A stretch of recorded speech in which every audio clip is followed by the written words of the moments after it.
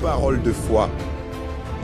Une émission qui vous relève en direct tous les soirs. Tout va fonctionner, tout va marcher. De vivre cette foi. Pour vous aider avec. Précieux. Pour que vous soyez épanouis. Mais je sais qu'avec Dieu, je suis plus que vainqueur. Écoutez des expériences de vie. Participez à la prière quotidienne.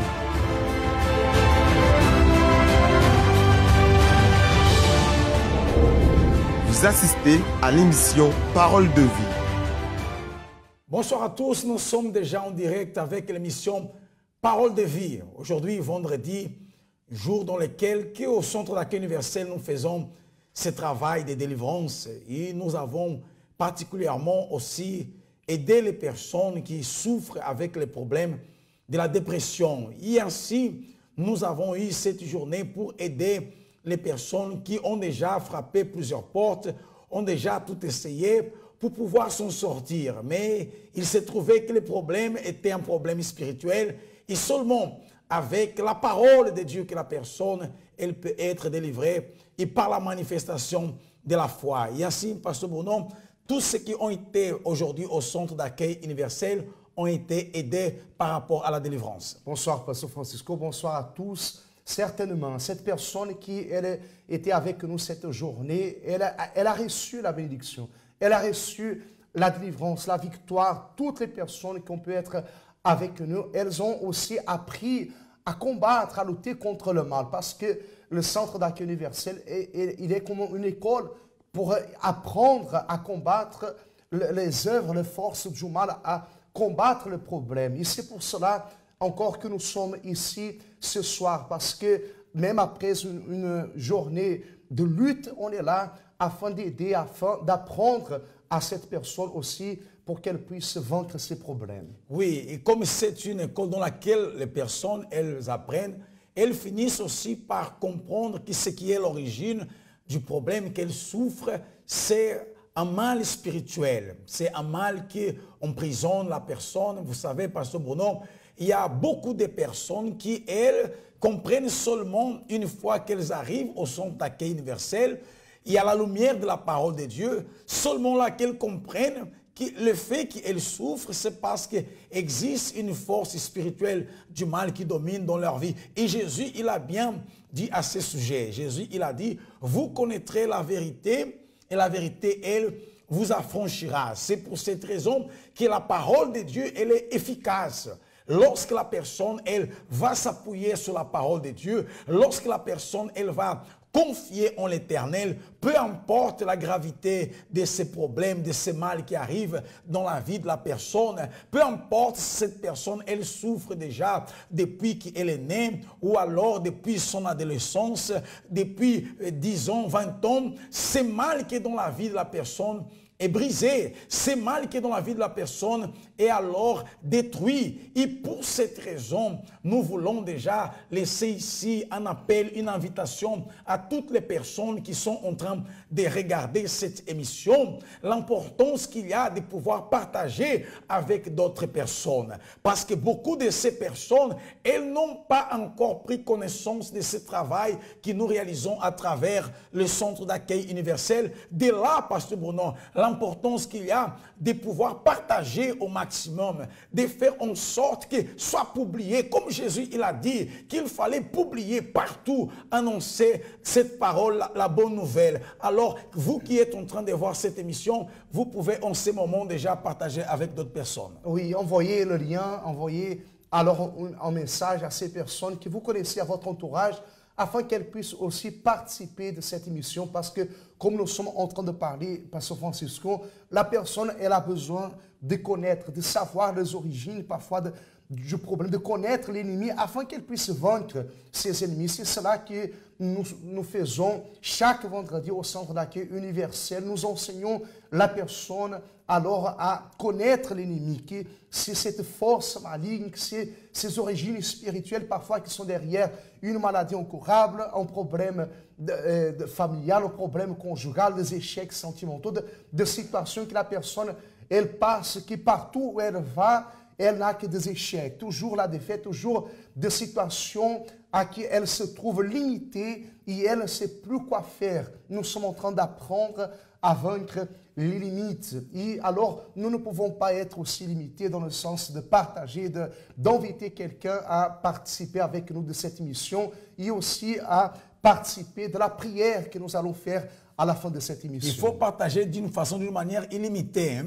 Voilà. Et à ce que la personne puisse faire ça, c'est partager de façon illimitée. La personne, souvent, Pasteur Bournon, elle a là dans son groupe d'amis sur Facebook, elle a des fois, je ne sais pas, elle a peut-être 1000, 2000 personnes comme amis, 5000 personnes comme amis. Alors qu'il partage avec tous ses amis. Parce que parmi ses amis, il y a des personnes qui souffrent de dépression.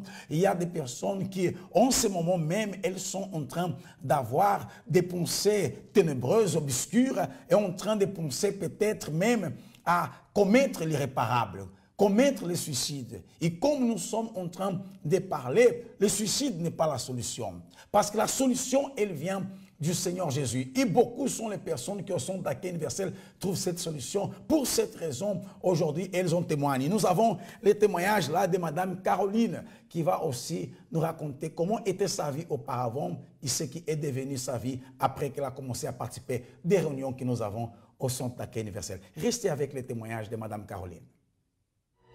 Vous assistez à une histoire de vie.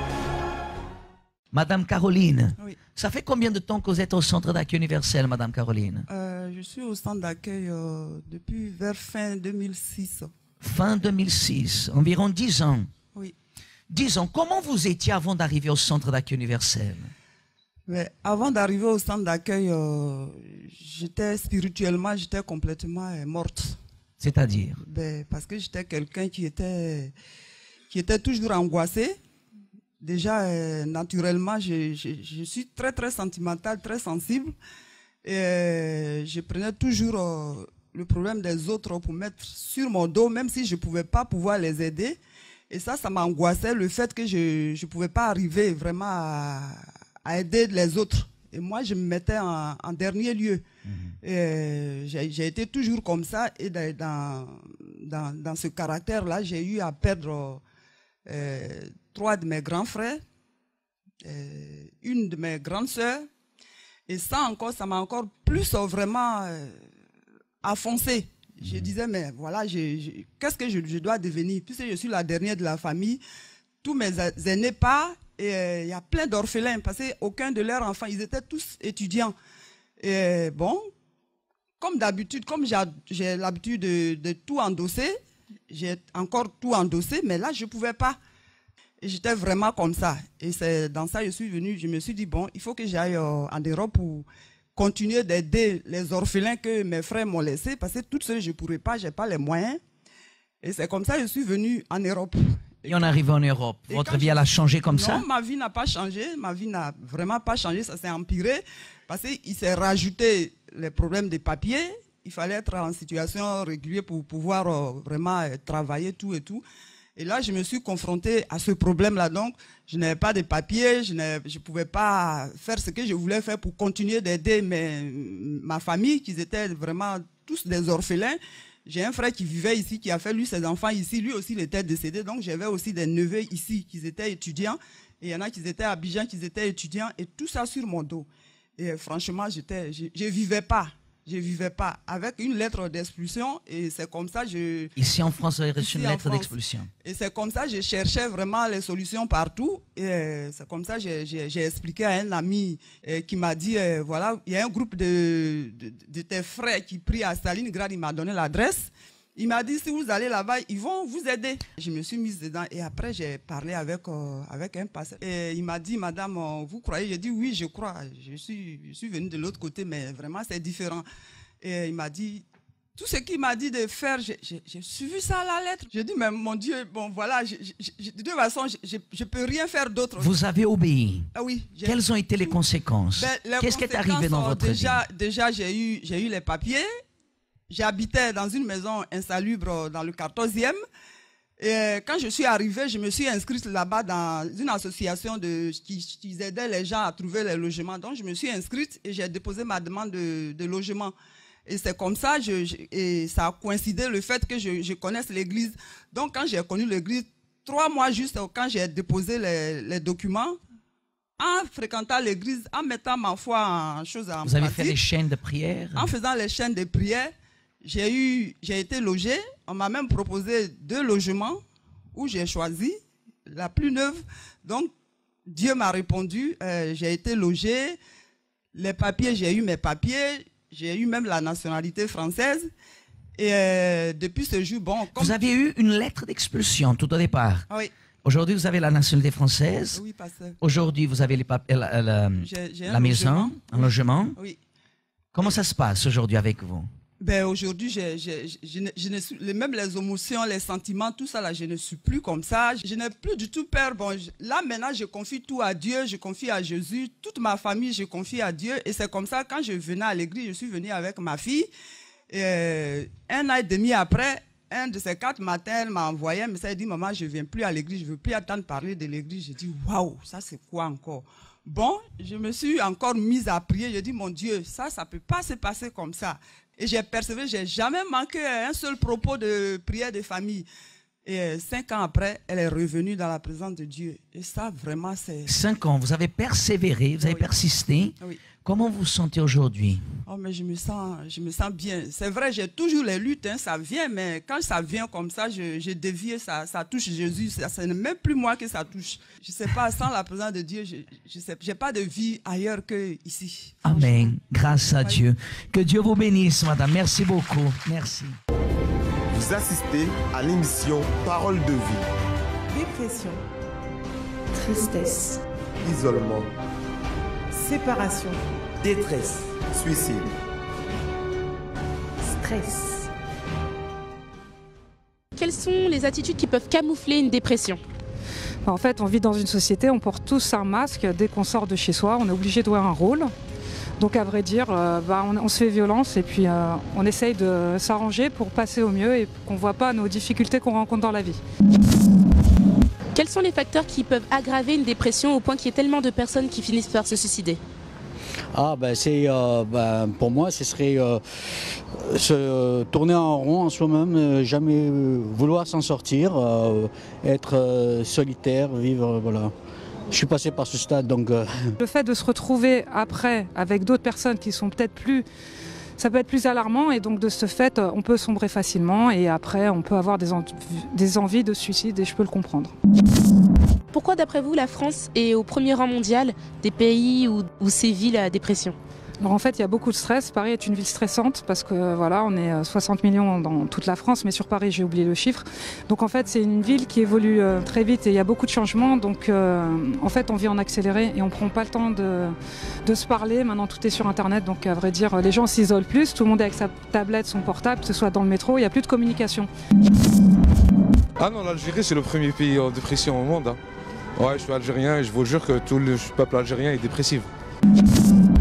Oui, avec tout ce qui se passe aussi, surtout en ce moment, avec les attentats et tout ça, on se sent plus vraiment pas tenté de trop sortir et de rester en soi-même, autour de soi-même, voilà. Pensez-vous qu'il soit possible de se libérer définitivement de la dépression? Oui, tout est possible, bien sûr. Il faut en parler autour de soi, il faut aller voir des associations. Jamais rester seul, se forcer à sortir, demander de l'aide à droite et à gauche. Je pense que la dépression, en fait, elle vient comme elle repart. Mais après, il faut juste être patient, ça prend du temps et on peut s'en sortir, même sans médicaments. Comme elle est venue, elle repartira. La dépression a une solution.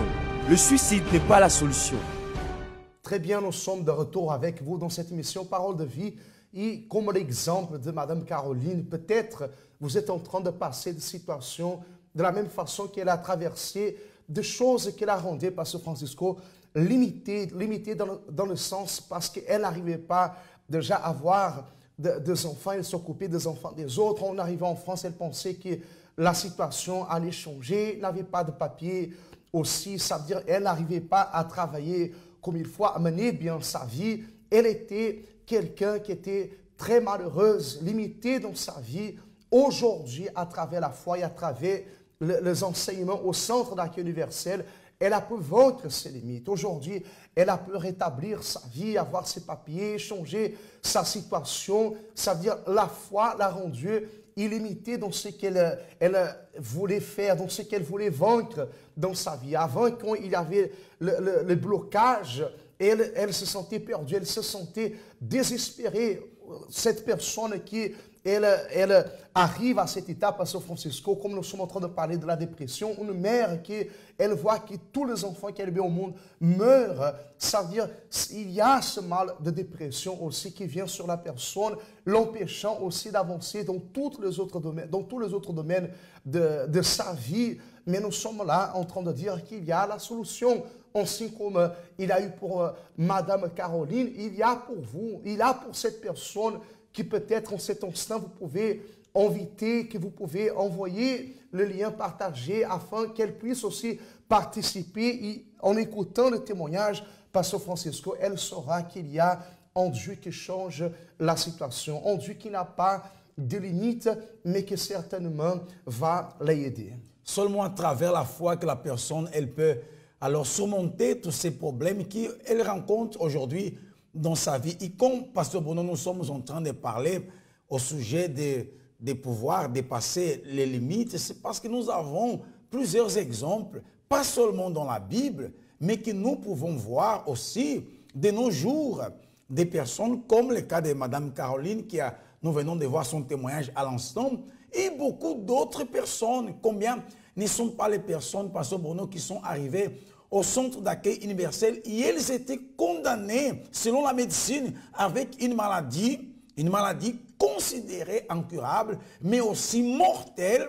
Mais la personne, elle a cru en Dieu, elle a cru dans la parole de Dieu, elle a manifesté sa foi, elle a refusé, elle n'a pas accepté le cancer, elle n'a pas accepté le sida, et elle a cru que Dieu allait la guérir. Et aujourd'hui, quelqu'un qui avait été donné pour elle un certain délai, temps de vie, aujourd'hui la personne, elle vit en bonne santé. En bonne santé, aujourd'hui la personne, elle est épanouie, elle est heureuse. Alors, parce que la personne qui veut s'en sortir, il faut qu'elle manifeste la foi pour sortir de ses limites. Quand la personne, elle agit sa foi, comme le Seigneur Jésus a dit, la foi, elle fait bouger les montagnes. Dans un sens, on va dire comme ça, physique, faire bouger la montagne, c'est impossible. Faire bouger une montagne, c'est impossible. Mais Jésus a dit qu'à travers, par la manifestation de la foi, on peut faire bouger les montagnes. Alors, il n'y a pas de problème qui puisse être impossible. Il n'y a pas un seul problème qui puisse limiter Dieu. Pour cette raison, nous sommes dans cette foi de surpasser les limites. Nous ne sommes pas en train de dire que la personne, elle ne doit pas chercher le médecin, qu'elle doit arrêter le traitement. Non, mais nous savons que le médecin, ou que la médecine est limitée. Il y a des situations que la médecine, la science n'arrive ni même pas à expliquer, à comprendre. Excusez-moi, vous coupez la parole, Pasteur Bruno. L'autre jour, je suis allé rendre visite à quelqu'un à l'hôpital, quelqu'un dans une situation de santé très grave, critique. Le médecin, il était désarmé. Il a parlé avec nous en disant comme ça, nous sommes arrivés dans nos limites. Nous qui sommes dans la médecine, nous qui sommes dans la science, il a dit, nous sommes arrivés dans nos limites, nous, on ne peut plus rien faire. On sait que la sagesse humaine est limitée. On sait que la capacité des hommes est limitée dans certains domaines, dans certaines situations, dans des problèmes que la personne, elle traverse. Combien de mères, de pères qui se sont battus, même, comme on dit, interner ses enfants pour faire des traitements contre les vices, les drogues. Mais c'est hors portée parce que une fois qu'ils finissent le traitement, ils reviennent toujours à la même situation. Ils ne s'arrêtent pas de sortir avec de mauvaises fréquentations. C'est-à-dire, c'est quelque chose qui est dans leur esprit. C'est quelque chose qui est en train de dominer leur pensée, qui est en train de dominer leur cœur, leur vie d'une façon que c'est hors portée. Il n'y a pas... le parent, la famille n'a pas la condition de les aider, de femmes qui ont fait de tout déjà pour que son mari abandonne la maîtresse ou vice-versa. Il n'arrive pas à attirer son attention, n'arrive pas à, comment on peut dire, à récupérer l'amour au début, ça veut dire il y a tant de choses qui arrivent que la personne, elle se sent limitée. Il y a des personnes qui ont déjà tout fait pour réussir, même dans ses études, dans son permis. Ils n'arrivent pas au moment qu'elles sont épuisées, qu'elles arrivent aux limites sans pouvoir rien faire et elles se sentent désespérées. Et quand la personne, elle va ainsi pousser ses limites pour pouvoir manifester sa foi en Dieu, si elle va arriver à un moment donné qu'elle ne peut plus aller au-delà, Dieu, il prend les relais. Dieu alors, il vient et il tend la main à la personne. Dieu, il vient et il fait ce qui c'est à lui de faire. En d'autres termes, nous devons faire notre partie pour que Dieu il fasse sa partie. Et vous savez, vous qui nous regardez, nous voyez de l'autre côté, vous pouvez faire aussi une fois de plus votre partie en partageant là avec les personnes qui, vous peut-être qui venez de vous connecter maintenant, parce qu'il y a toujours des personnes qui se connectent un peu plus tard, et vous venez de vous connecter maintenant, publiez, partagez avec d'autres personnes, élargissons, que ça arrive à d'autres, peut-être qui se trouvent dans un autre pays, dans une autre ville, quelque part, mais là aussi où il est, le pouvoir de Dieu va arriver dans la vie de cette personne. Nous allons regarder le témoignage de M. Jean Urbain et après nous allons revenir avec vous. N'oubliez pas d'écrire dans le commentaire le nom, le nom de votre famille pour que nous puissions faire cette prière à 23 h. Et certainement que Dieu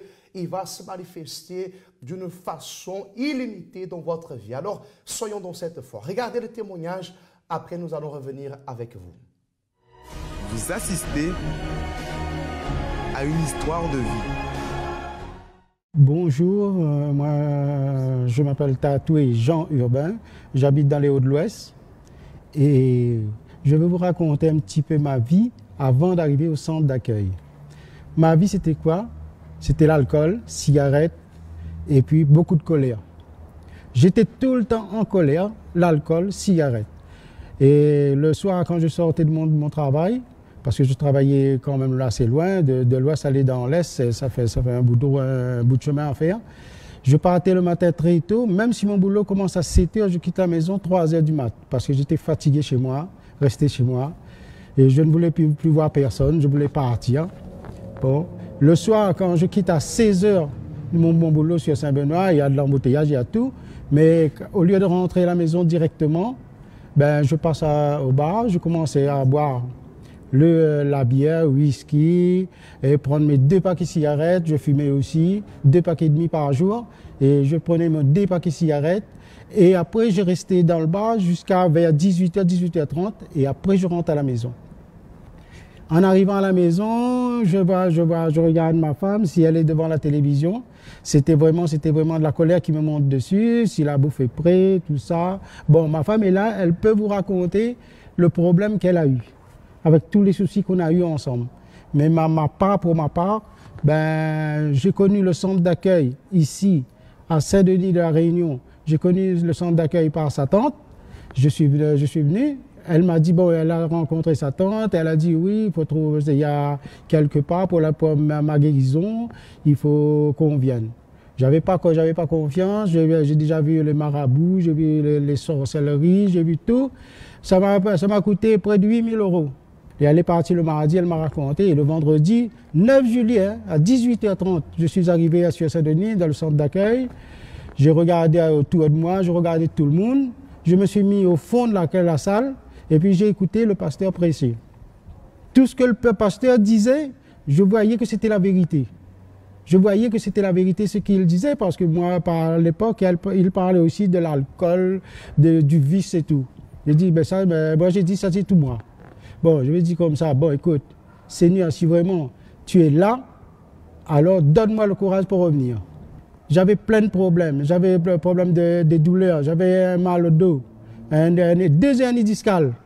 Depuis en 91, j'ai essayé de trouver le traitement. Plusieurs fois, le docteur m'a dit de passer sur la table d'opération.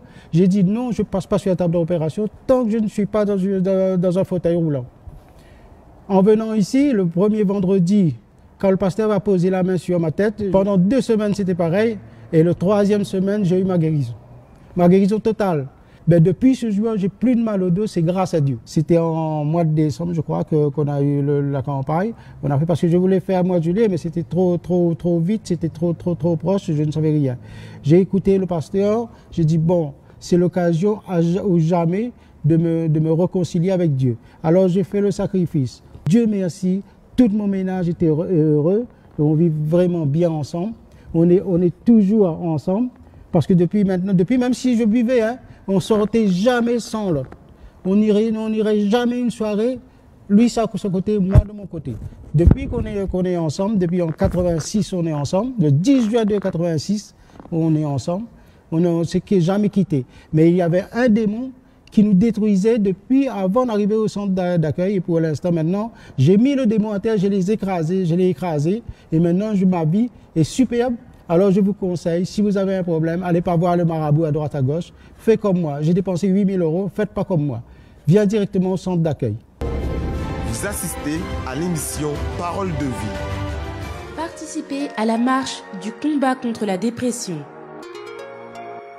Avec la participation de la Force Jeune France. Joignez-vous à cet événement samedi 16 février à partir de midi.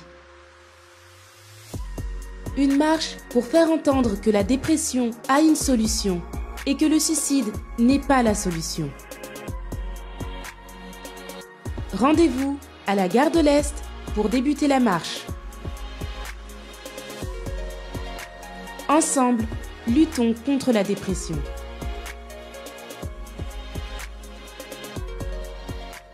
Nous sommes aussi de retour avec vous après avoir vu l'histoire, le témoignage de M.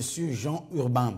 Vous voyez que M. Jean Urbain, Pasteur Bruno, il avait un tas de problèmes, de situations qui partaient déjà de la dépendance de l'alcool, de la cigarette aussi, c'est-à-dire le vice. Il y avait le vice, mais à part cela, il était aussi quelqu'un qui avait l'habitude de sortir la nuit, qui c'est aussi un vice, d'aller dans les soirées.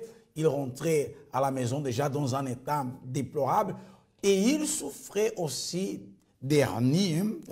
Il avait 2 hernies discales et il est allé jusqu'à chercher le marabout. Il a dépensé de l'argent chez le marabout pour pouvoir trouver la solution de son problème, mais il n'a pas trouvé de solution parce qu'il a cherché dans la mauvaise personne.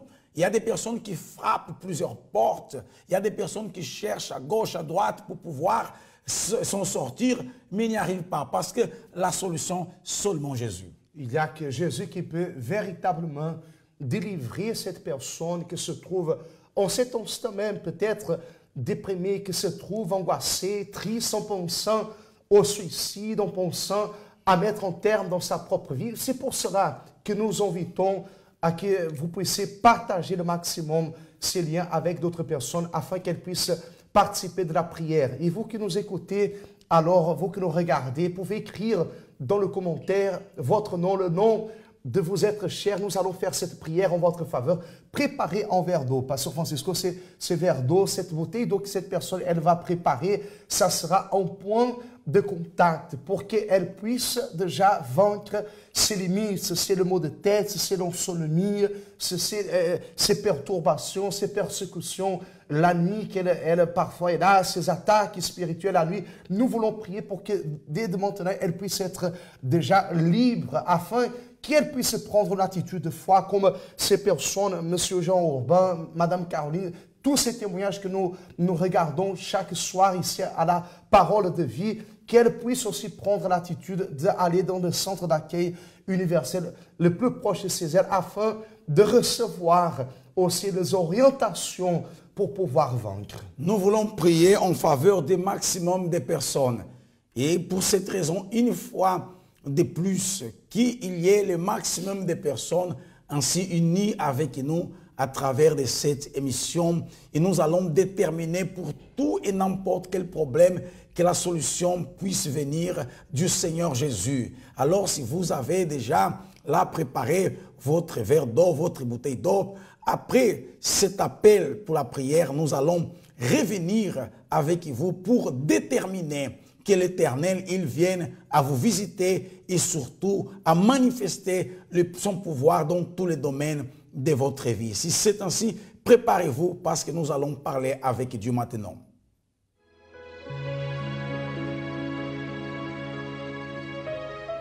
La prière est le lien qui nous unit à Dieu. À travers elle, nous nous libérons des chaînes qui nous emprisonnent, de la mort qui nous persécute, et nous trouvons la véritable raison de vivre. C'est le moment de la prière. Nous allons parler avec Dieu.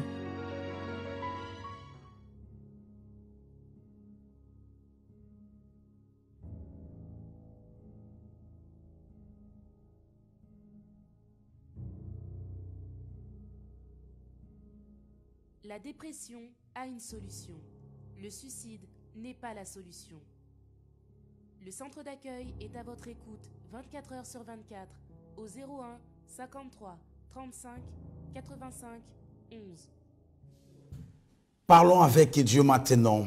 Là où vous êtes, fermez vos yeux et on élève notre pensée à notre Dieu. Seigneur notre Dieu, Seigneur notre Père, nous sommes unis maintenant dans cette prière en faveur de toutes les personnes, mon Père, qui sont en train de traverser, de passer par des moments difficiles, des personnes qui souffrent, Seigneur, avec la dépression, des personnes, mon Dieu, qui ont du mal à dormir, où cette personne même est devenue dépendante, Seigneur, des médicaments. Cette personne qui doit prendre antidépresseurs, Seigneur, pour pouvoir, Seigneur, ainsi, mon Dieu, réussir à se sentir, soi-disant, un peu mieux. Cette personne qui pense même à tout laisser, à tout abandonner, elle se voit affaiblie à un tel point qu'elle n'a pas la force ni même pour pouvoir prendre soin de sa propre vie, de sa maison. Cette personne qui est attaquée dans son sommeil, qui fait des cauchemars, des mauvais rêves. Cette personne qui voit comme tout est bloqué dans sa vie, manifeste ton pouvoir, oh mon Dieu, pour pouvoir délivrer cette personne qui pense au suicide, cette personne qui est là en ces moments, on pleure, elle est tout le temps en pleurs, elle se renferme. Visite cette personne pour arracher ce qui pour elle est un fardeau, ce qu'elle charge en elle. Au nom du Seigneur Jésus, manifeste ton pouvoir, mon Dieu, pour briser ces liens de la mort qui environnent cette personne. Parce que cette personne, dans son intérieur, dans son âme, elles se sentent tellement amères, elles se sentent tellement mal, que seulement toi qui peux venir à son secours. Nous te demandons de visiter, être dégoûté de cette drogue et ainsi, mon Dieu, être délivré de ces problèmes de vices qu'elle a. Cette personne qui a déjà tellement dépensé dans les vices des jeux, délivre cette personne, mon Dieu. Manifeste ton pouvoir afin d'arracher ces mal. Au nom du Seigneur Jésus, ainsi nous déterminons en faveur de cette personne. Oui, mon Dieu, là où se trouve cette personne, visite-la, Seigneur, et viens accorder la paix qu'elle a besoin, Seigneur. Viens accorder la tranquillité qu'elle a besoin pour son cœur, mon Dieu. Cette personne, mon Dieu, qui est arrivée au bout de ses forces, aux limites, mon Père. Elle ne sait plus quoi faire, elle se sent désespérée. Peut-être elle a quitté son foyer, elle a abandonné tout, mon Dieu. Elle marche toute seule, peut-être elle se trouve dans un endroit, Seigneur, toute seule, perdue, Seigneur, sans savoir plus quoi faire. Alors viens, mon Dieu, pour la sauver. Viens, oh cet instant, mon Père, pour la relever, pour la fortifier, lui arracher ce mal qu'elle a domine, ce mal qui la perturbe, ce mal, mon Dieu, qui est en train, Seigneur, mon Père, de la guider envers les ténèbres, que ce mal soit réprimandé, mon Dieu, et que ta lumière arrive, mon Dieu, dans sa vie, dans sa maison, dans sa famille, là dans cet hôpital où elle se trouve, dans cette prison, mon Dieu, où que se trouve cette personne, mon Dieu, que ta lumière vienne l'envelopper en cet instant, Seigneur, afin qu'elle soit libre, afin qu'elle soit guérie, mon Dieu, et que cette eau soit, mon Père, comme un remède, mon Dieu, comme ce médicament que le médecin ne peut pas donner, comme l'antidote, mon Dieu, contre, Seigneur, les vices, contre ces dépendances, mon Dieu, contre ces addictions, contre ce mal qui était, mon Père, dans son corps. Et nous ordonnons que tout le mal, et la dépression, le maux de tête, l'insomnie, que toutes les perturbations, que au nom de Jésus, toutes les charges négatives, que sortent cet ancien, et ne reviennent plus jamais. Soyez libres, soyez bénis, soyez guéris, et que cette eau alors puisse avoir maintenant cette onction du pouvoir de Dieu. Et en buvant de cette eau, Seigneur, nous déterminons ces miracles, la réponse que cette personne, elle cherche ce soir à travers cette prière pour elle et pour toute sa famille, tous ces noms qui sont écrits dans le commentaire, nous le déclarons déjà béni. Et vous qui le croyez, dites qu'ainsi soit-il. Amen. Et grâce à Dieu, il pouvait maintenant boire de cette eau avec la foi au nom de Jésus. Grâce à Dieu. Amen. Croyez alors que le miracle est déjà arrivé chez vous. Le miracle est déjà dans votre vie. Et Pasteur Francisco, maintenant, c'est à cette personne aussi de prendre l'attitude. Nous avons fait notre part. Hein? Ces limites là, c'est le nôtre, mais cette personne, elle peut aussi arriver jusqu'à Dieu. Et lorsqu'elle arrive, même avec ses limites, Dieu va le montrer, alors l'illimité, Dieu va le faire vaincre. Pour cette raison, les portes du centre d'accueil universel sont toujours ouvertes. Parce que nous, au centre d'accueil universel, on ne met pas de limites. Nous travaillons justement pour que la personne, elle, obtienne tout ce qu'il n'y en a pas dans sa vie. Et demain, samedi, vous pouvez déjà même aller à un de nos centres d'accueil universel, malgré que nous aurons, Pasteur Bruno, demain cette marche, n'est-ce pas? Cette marche à midi que nous allons avoir à Paris, et nous serons à partir de midi déjà à la gare de l'Est, mais avant cela, nous aurons la prière à 7 h du matin, là-bas à Villejuif, la prière des cas impossibles, dans notre adresse, qui c'est le numéro 27-29, rue Yuri Gagarine, à quelques mètres là de la station du métro, là où le terminus de la ligne 7, Villejuif, lui, Aragon, nous sommes à quelques mètres. Vous pouvez alors participer avec nous demain, sachant que dimanche sera ce jour que nous allons manifester justement cette foi pour sortir des limites. Nous allons vaincre les limites et nous serons à Nanterre dimanche à 9 h du matin au 19 rue des Anciennes Mairies, au théâtre La Forge, bien proche de la station d'RER à Nanterre-Ville. Et nous vous attendons, peu importe quelle est votre situation, venez chercher alors aussi votre réponse. Si vous habitez à Paris, nous avons aussi notre siège au 254 rue du Faubourg Saint-Martin, dans le 10e.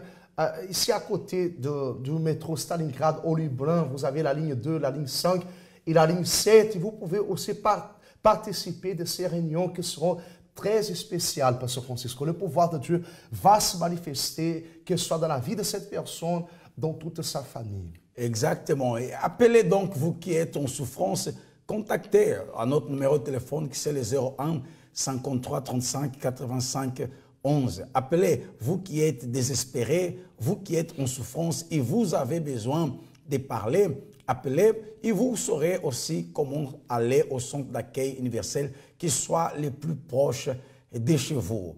Et pour nous, c'est toujours un plaisir d'être ici en train de vous aider, mais le temps d'antenne de l'émission est arrivé déjà à sa fin. Et nous vous souhaitons alors à ce que vous ayez une bonne nuit, que Dieu vous bénisse abondamment et à la prochaine. À demain. Certaines limites nous forcent à trouver une solution. La limite de la douleur. La limite de l'insupportable.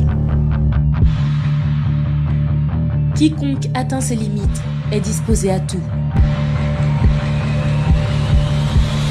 La Bible mentionne qu'une veuve s'est rendue auprès du prophète Élisée car sa situation était arrivée à sa limite.